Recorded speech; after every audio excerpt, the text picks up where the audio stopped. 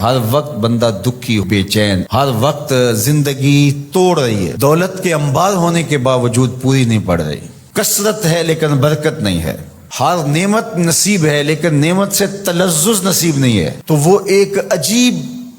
اضطراب کی زندگی، بے چینی کی زندگی، دکھ بھری زندگی، مصیبت میں گھری ہوئی زندگی،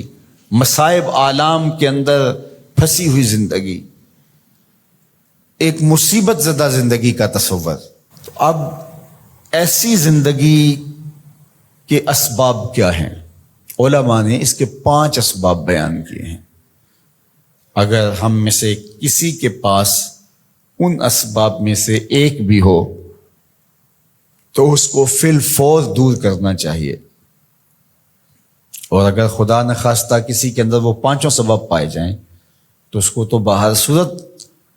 ایک نئی زندگی کا، خوبصورت زندگی کا، ایک پرسکون زندگی کا آغاز کرنے کے لیے ان چیزوں کو ترک کرنا چاہیے۔ پہلی چیز جو بدبختی اور بے کیف زندگی کا سبب اور ذریعہ ہے وہ ہے ترک الصلاۃ، نماز کا ترک کرنا۔ جو شخص تارک نماز ہے وہ زندگی کا تلذذ کبھی بھی حاصل نہیں کر پاتا۔ آپ تو ماشاءاللہ نمازی ہیں، جمعۃ المبارک کی حاضری بھی نصیب ہوتی ہے، کبھی ایسا ہو کہ آپ لمبے سفر سے آئے ہوں اور اتنے تھکے ہوں، صبح کو جاگ نہ آئی ہو اور نماز فجر رہ گئی ہو، اللہ نہ کرے ایسا ہو، لیکن ایسا کبھی ہوا ہو تو کیسا بے چینی میں دن گزرتا ہے۔ آپ کہتے ہیں کوئی کھوئی چیز ہے۔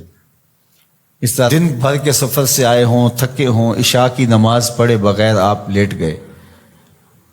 تو ہر آدھے گھنٹے کے بعد آپ کی آنکھ کھل رہی ہوتی ہے، چین کی نیند نہیں آ رہی ہوتی، تو پھر آپ کہتے ہیں اچھا میں پہلے نماز پڑھ لوں، اور جب نماز پڑھ لیتے ہیں تو پھر چین کی نیند آ جاتی ہے، حالانکہ آپ تو سو گئے ہیں، لیکن وہ کس چیز نے آپ کو اٹھا دی اور پھر آپ اٹھ کے بیٹھ گئے۔ تو آپ نے نماز نہ پڑھی ہو اور وہ بھی آپ تھکن سے چور ہیں تو آپ کو چین کی نیند نہیں آ رہی، تو جب چین کی نیند نصیب نہیں ہے نماز کے بغیر تو چین کی زندگی نصیب کیسے ہوگی؟